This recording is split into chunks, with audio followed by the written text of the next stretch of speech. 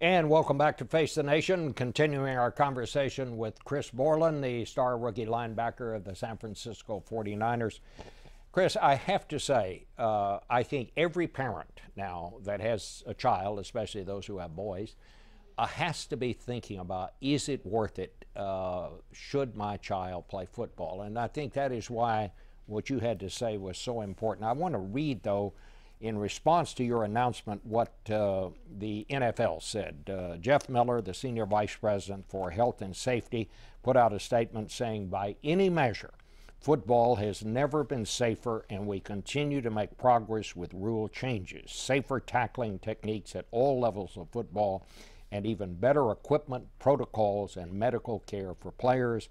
Everyone involved in the game knows there is more work to do, and player safety will continue to be our top priority. Do you agree, first of all, with that statement? I think that may be true.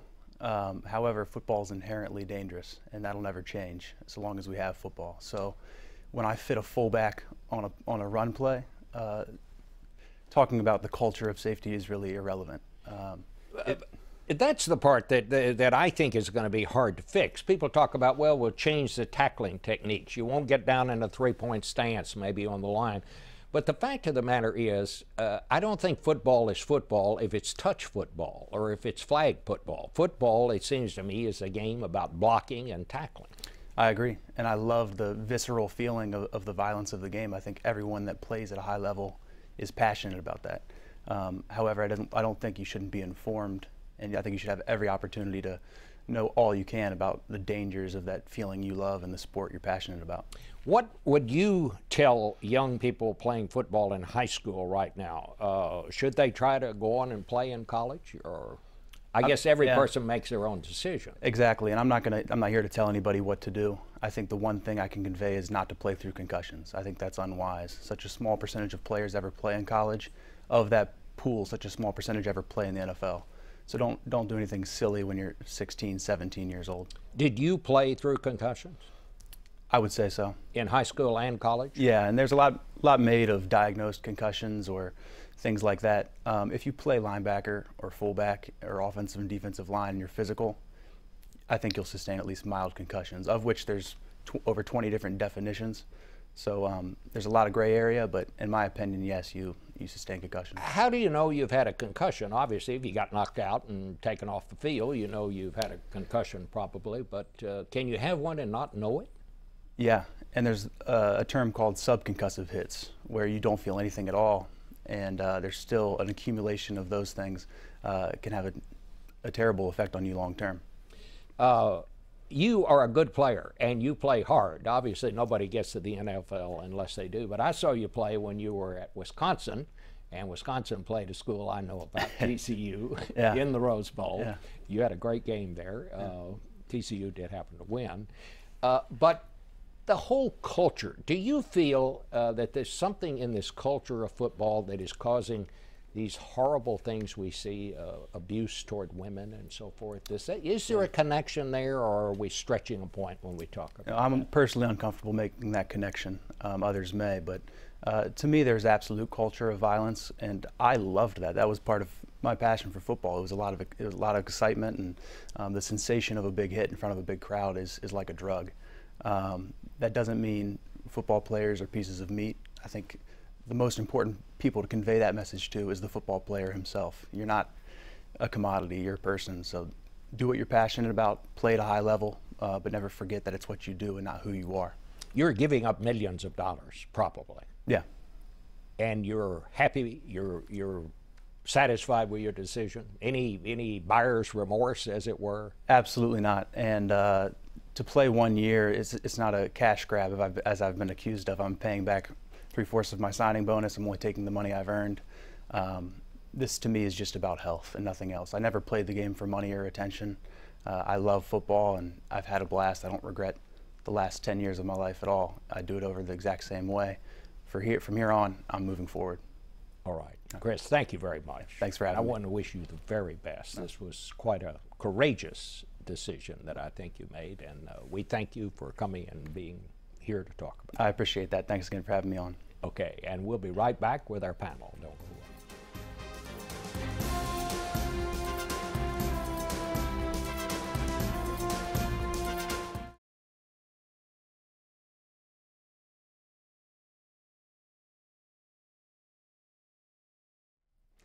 And we're back now with our panel. Peggy Noonan, a columnist for the Wall Street Journal and a CBS News contributor. Michael Gerson writes for the Washington Post. CBS News State Department correspondent Margaret Brennan is back from travels with the Secretary of State Kerry. No concussions, but she is recovering from an ACL tear, and we welcome her back.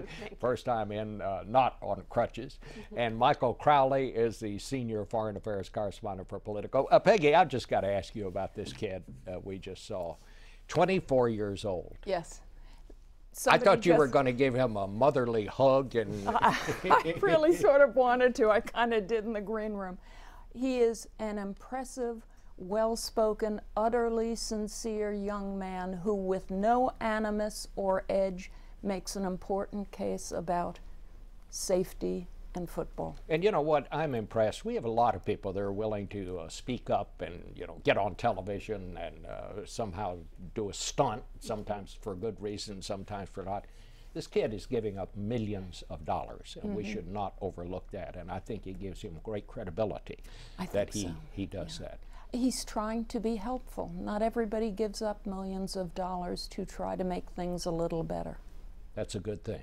That's a good thing. So, Margaret, you're just back from all these travels with the Secretary of State. You were in Switzerland. What is the latest on these talks? Are we getting close to a deal or not close to a deal? What's the deal? These negotiators have spent nearly 2 years getting to this point, so I think many of them want to cross that finish line on March 31st with the deal in hand. President Rouhani of Iran tweeted something to that effect in the past few days, but at the same time you're getting these sort of mixed messages. Some criticism from those at the table negotiating alongside the U.S., the French ambassador out saying essentially the U.S. may be rushing towards this March 31st deadline. You also had the supreme leader of Iran, the man who really runs that country, making some belligerent comments in the past 48 hours. So it's really not clear. But what we know is the people at the table are making real progress, and we may be able to close something by next, end of next week. What's your take of this, Peggy? Do you see that? We saw those 47 Republicans that wrote that unprecedented letter, really, to the Iranian leader saying, be wary of any deal with the Obama administration. Yes. I'm not sure I know how to judge what the impact of that was on the negotiations. But if there is a deal, will Republicans, is it your sense that they will go along in the Congress, or are they just totally against it? I had a feeling Bob Corker today reflected a lot of the Republican viewpoint, which is simply a reasonable. Corker did not sign the letter signed by the 47, which I think was yet another one of those not helpful moments, that has marked the entire process, but has marked our entire Mideast engagement in the past few years. I think Corker is saying, look, trying to get a deal is a good thing. Let's make sure it is a good deal, and please, Mr. President, treat the U.S. Congress, the Senate especially, with respect. Show us what you've got at the end. Bring us in for, quote, advise and consent. I know that's not quite the phrase, but treat us with respect. Don't do something like go straight to the UN and just get them to sign off on it. But I think Corker's was essentially saying, good, go forward, have talks, try to do something good. We'll try to help you make it gooder.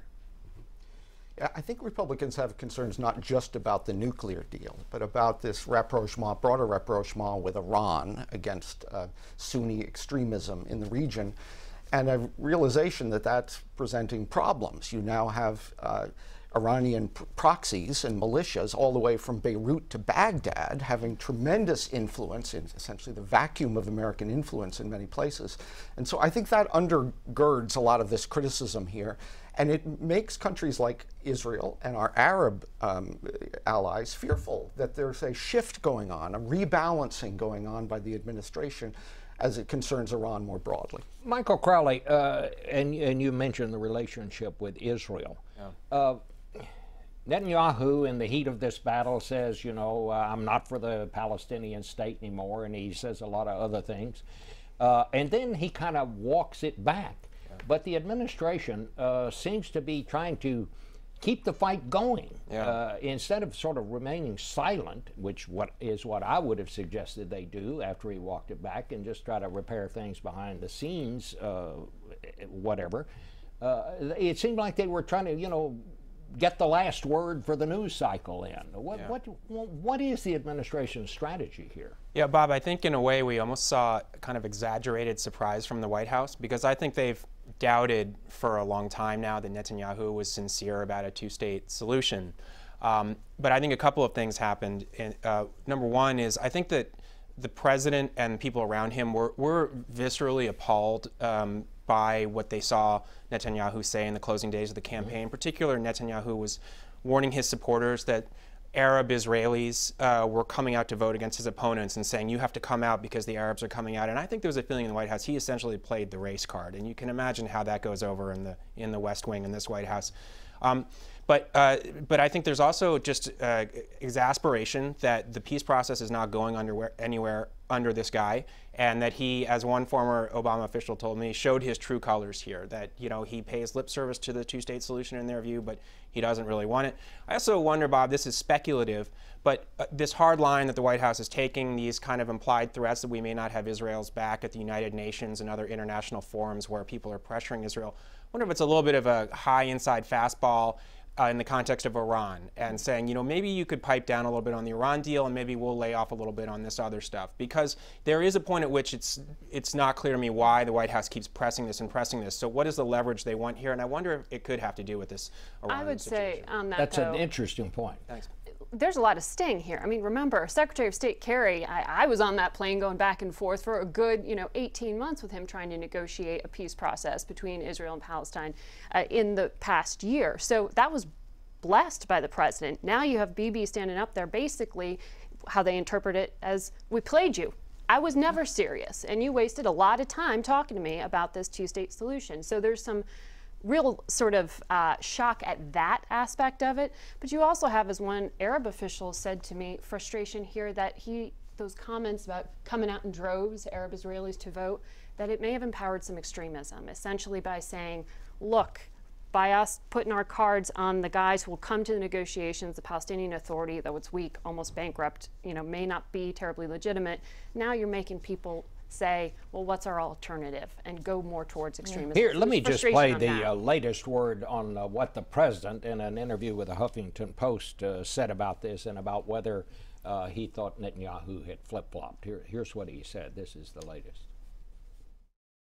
We take him at his word when he said that it wouldn't happen during his prime ministership. And so that's why we've got to evaluate what other options are available to make sure that we don't see a chaotic situation in the region. So, Peggy, do you think the Israeli-American relationship has been harmed here, or? I absolutely do. From the moment Prime Minister Netanyahu was invited to speak before the Congress by the Republicans of Congress without alerting and getting a sign-off by the White House, by an administration that, if you love them or don't love them, they are in charge of U.S. diplomacy, and certain niceties and traditions ought to be respected. From that moment straight through what has happened in the past week with regard to what Netanyahu said during the election and what the White House feels about it, someday history will show us a transcript of the Barack Obama, Bibi Netanyahu victory phone call in which the president called Netanyahu, and which pieces of it are starting to come out. It sounds like it was a fairly abrasive conversation, not marked by trust on both sides. I think U.S.-Israeli relations right now are in the worst shape I've ever seen them in, the worst shape they've been in since 1948, when America was instrumental in inventing Israel. I think that relationship has had ups and downs, but always has been held together by a mutuality of affection and rough shared interests. I think the poisonous relationship between these two leaders has been very damaging, and their different way of seeing the world. So what do we do now, Michael? Well, I agree with all that, but that does not explain the failure of the peace talks. The peace talks did not fail because of the Israeli election. They are failing because of Gaza, where Israel ceded territory to Palestinian Hamas authorities and rewarded by missiles. There is no Israeli prime minister of either party who is going to allow the West Bank to be turned into another Gaza. And that's the situation we face right now. And that's what Netanyahu was really saying when he said that right now we can't have this deal because we don't have a responsible partner. That's been the problem all along.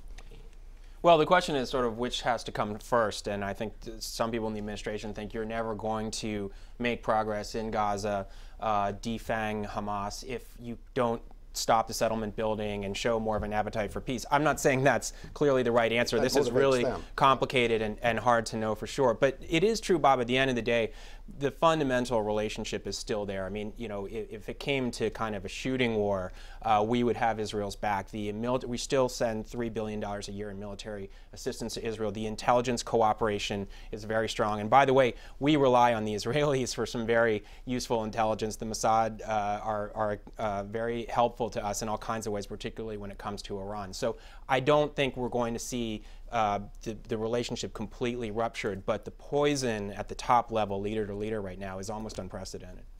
Margaret, what happens if there is not a deal now?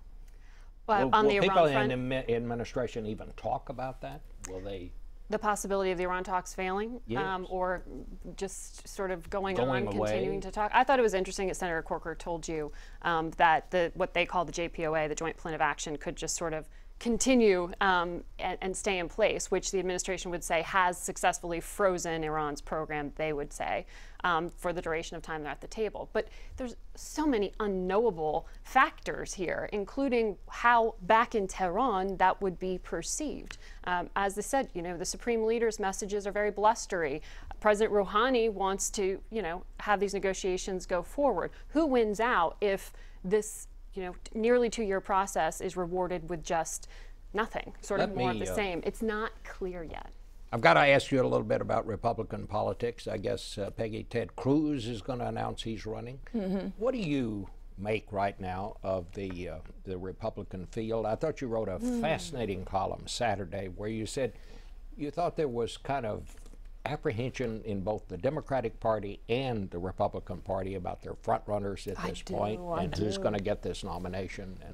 And the Democratic establishment, as it is worried that Mrs. Clinton is the person who keeps the party together, who can probably do that through this cycle.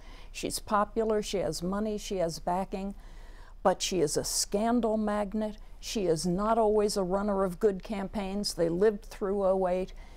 This whole thing could be very problematic for them. On the Republican side, so much is happening, so much drama.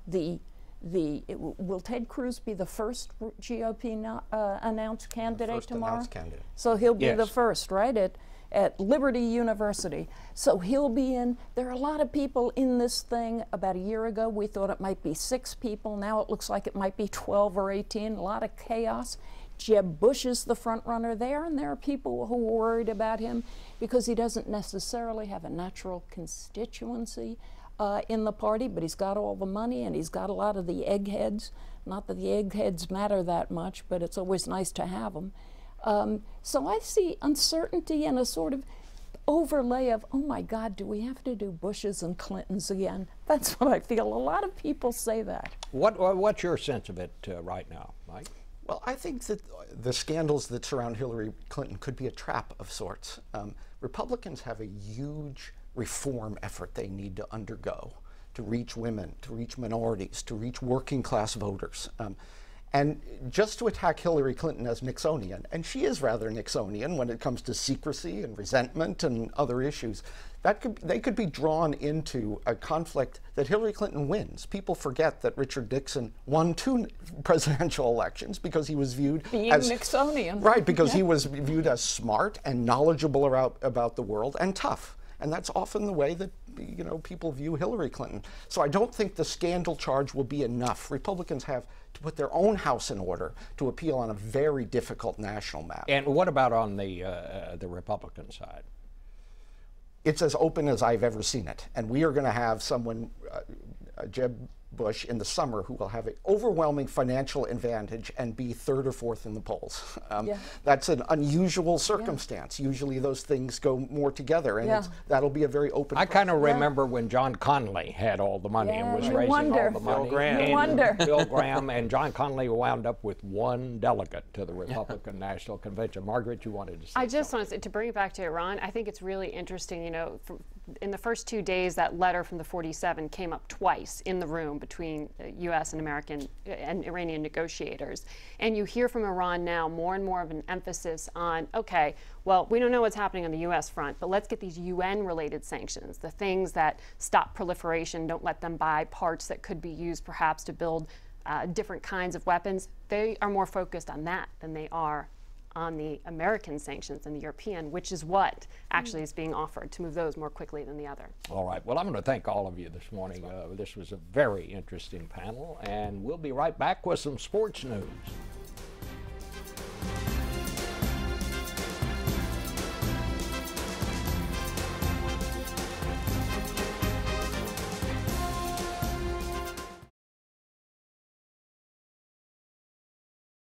And turning now to the other sports news, as they say on TV, President Obama yesterday dropped in on the Princeton and University of Wisconsin at Green Day game to see his niece Leslie Robinson and the Princeton Tigers win the school's first women's NCAA tournament game in school history.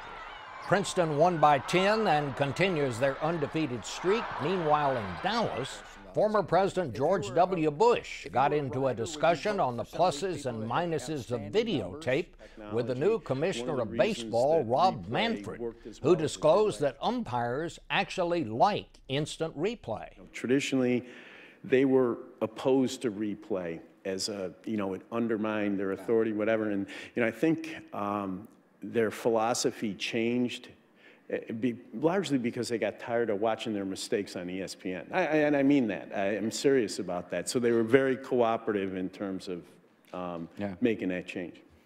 I had to watch my mistakes on NBC, but...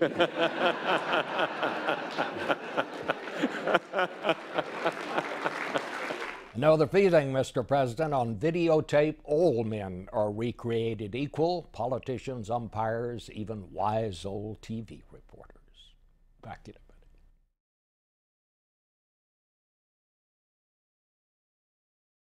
minute. Well, that's the news and sports for us today. Your local station will have the weather, and we'll see you next Sunday right here on Face the Nation.